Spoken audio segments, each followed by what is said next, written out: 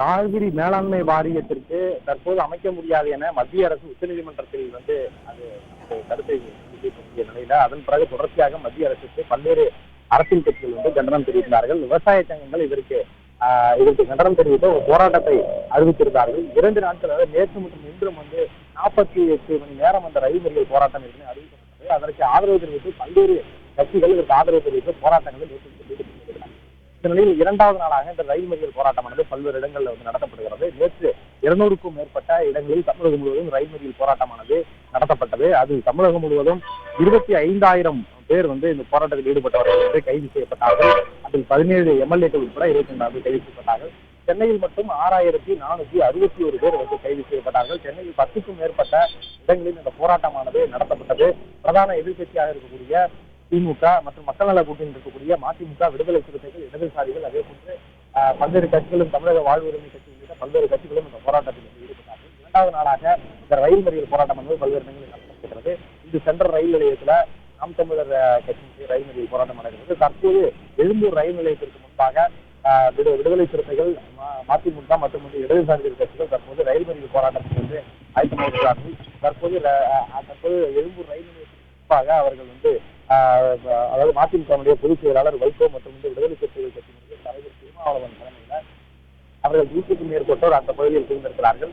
அவர்கள் போலீசாரினுடைய தடையை மீறி உள்ளே சென்று ரயிலை மறிப்பதற்கான ஆயத்தத்தில் இருக்கிறார்கள். அவர்களை முன்பதாகவே, அதாவது நேற்று பல்வேறு இடங்களில் போலீசாருடைய தடைகளை மீறி அவர்கள் உள்ளே சென்று ரயில் மறியல் போராட்டத்தில் ஈடுபட்டார்கள். அதே போன்று இன்றும் நடந்துவிடக்கூடாது என்பதற்காக போலீசாருடைய பலத்த பாதுகாப்பு செய்திருக்கிறார்கள். முன்பாகவே தலைவர்களை கைது செய்து மற்றும் போராட்டத்தில் ஈடுபடுவர்களுக்கு கைது செய்து அழைத்துச் செல்வதற்காகவும் போலீசார் அணைய கட்ட சொல்லிட்டான். வெள்ளம் தலைக்கு மேல போய்கிட்டு இருக்கு. தமிழ்நாடு இந்த கொந்தளிப்பின் மூலமாகத்தான். நீ பேச்சுவார்த்தை அவரை பார்க்கறது இவரை பார்க்கறது எல்லாம் நடக்காது. தமிழகம் ஒட்டுமொத்தமாக கொந்தளிக்கிறது. இந்தியாவின் ஒருமைப்பாடே கேள்விக்குறியாகும் என்ற பயமும் அச்சமும் மத்திய சர்க்காருக்கு வந்தால்தான் நரேந்திர மோடி தன்னுடைய துரோகத்தை மேலும் தொடராமல் தடுக்க முடியும் என்பதனால்தான் ரயிலை மறிப்போம் என்ற இந்த போராட்டத்தை அனைத்து தரப்பிலே இருந்தும் வெற்றிகரமாக நடத்தி கொண்டிருக்கிறோம். இன்றைக்கும் மறுமலர்ச்சி திராவிட முன்னேற்ற கழகம், மார்க்சிஸ்ட் கம்யூனிஸ்ட் கட்சி, விடுதலை சிறுத்தைகள் கட்சி, இந்திய கம்யூனிஸ்ட் கட்சி இணைந்து நடத்துகிற போராட்டத்தில் விடுதலை சிறுத்தைகள் கட்சியினுடைய நிறுவன தலைவர் ஆர்வீர் சகோதரர் தோல் திருமாவளவன் அவர்களும், அதே போலவே மார்க்சிஸ்ட் கட்சி, இந்திய கம்யூனிஸ்ட் கட்சியினுடைய முன்னணியினர், மறுமலர்ச்சி திமுக முன்னணியினரும், ஆயிரக்கணக்கான தோழர்களும் இங்கே பங்கெடுத்திருக்கிறோம். நாங்கள் எழும்பூரிலே ரயில் மறியல் செய்வதற்காக இந்த ராதாகிருஷ்ணன் விளையாட்டு அரங்கத்துக்கு எதிரே நாங்கள் இப்பொழுது இங்கே திரண்டிருக்கிறோம். காவிரி நீர் சிக்கல் தொடர்பாக உச்சநீதிமன்றம் அமைத்த வல்லுநர் குழு அளித்திருக்கிற அறிக்கை மீண்டும் தமிழகத்திற்கு துரோகம் இழைக்கக்கூடிய வகையில் அமைந்திருக்கிறது. மாண்டியா மாவட்டத்தில் தான் விவசாயிகளின் தற்கொலை அதிகமாக இருக்கிறது என்று அந்த அறிக்கை குறிப்பிடுகிறது. தமிழகத்தில் அப்படி எதுவும் நடக்காததை போன்ற ஒரு தோற்றத்தை அந்த அறிக்கை வெளிப்படுத்தியிருப்பது அதிர்ச்சி அளிக்கிறது. இதற்கு தமிழக அரசும் ஒரு காரணம்.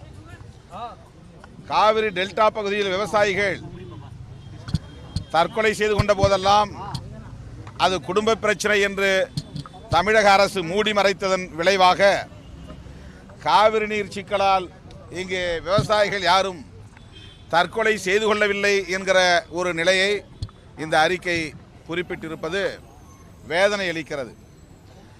காவிரி நீர் பிரச்சனையால் 2 மாநிலங்களும் பாதிக்கப்பட்டிருக்கின்றன என்று இந்த அறிக்கை குறிப்பிட்டிருப்பது, நரேந்திர மோடி அவர்கள் கர்நாடகத்திலே வன்முறை வெறியாட்டம் நடந்த போது 2 மாநிலத்தவர்களும் அமைதியாக இருக்க வேண்டும் என்று சொன்னதை போல் இருக்கிறது. தமிழகம் அமைதியாக இருந்தது. கர்நாடகத்தில் வன்முறை வெறியாட்டம் தலைவிரித்தாடியது. ஆனால் நம்முடைய பிரதமர் அவர்கள் 2 மாநிலத்தை சார்ந்தவர்களும் அமைதியாக இருங்கள் என்று பொத்தாம்பதுவிலே வேண்டுகோள் விடுத்தார். அதேபோல இந்த அறிக்கை கர்நாடகத்திற்கும் பாதிப்பு, தமிழகத்திற்கும் பாதிப்பு என்று கூறியிருப்பது உள்ளபடியே தமிழகத்தை வஞ்சிக்கும் செயலாகும். சம்பா சாகுபடி முற்றிலும் பொய்த்து போய்விட்டது.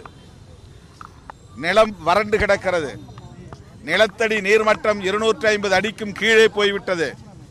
குடிநீருக்கு வழியின்றி மக்கள் அல்லல்படும் அவலம் அதிகரித்திருக்கிறது. இப்படிப்பட்ட நிலையில இந்த வல்லுநர் குழு அளித்திருக்கிற அறிக்கை வெந்த புண்ணில் வேல் பாய்ச்சுவதாக அமைந்திருக்கிறது என்பதை மக்கள் நல கூட்டணியின் சார்பில் கூற கடமைப்பட்டிருக்கிறோம். மத்திய அரசு நடைபெறவிருக்கிற சட்டசபை தேர்தலுக்காக தமிழகத்தை வஞ்சிப்பது மாபெரும் துரோகமாகும். உச்சநீதிமன்றம் வழிகாட்டியபடி காவிரி மேலாண்மை வாரியத்தை அமைத்தால் கர்நாடகத்தில் நடைபெறவிருக்கிற சட்டசபை தேர்தலில் பாரதிய ஜனதா கட்சி தோல்வியை தழுவும் என்கிற அச்சத்தால் தமிழினத்தை இன்றைக்கு வஞ்சிக்க துணிந்திருக்கிறது மோடி அரசு. ஆகவே அரசியல் ஆதாயத்திற்காக இந்த நாடகத்தை பாரதிய ஜனதா அரசு நடத்துகிறது என்பதை சுட்டிக்காட்டுகிற வகையிலும் கண்டிக்கிற வகையிலும் தமது நிலைப்பாட்டை திரும்ப பெற வேண்டும் என்று வலியுறுத்துகிற வகையிலும் விவசாயிகளின் அழைப்பை ஏற்று மக்கள் நல கூட்டணியின் சார்பில் இரண்டாவது நாளாக தமிழகம் முழுவதும் ரயில் மறியல் போராட்டத்தில் ஈடுபட்டு வருகிறோம். இப்போது எழும்பூரிலே அண்ணன் வைகோ அவர்களின் தலைமையில் மக்கள் நல கூட்டணி தலைவர்களும் தொண்டர்களும் அணிதிரண்டிருக்கிறோம் ரயில் மறியல் போராட்டத்தில் ஈடுபடுவதற்கு.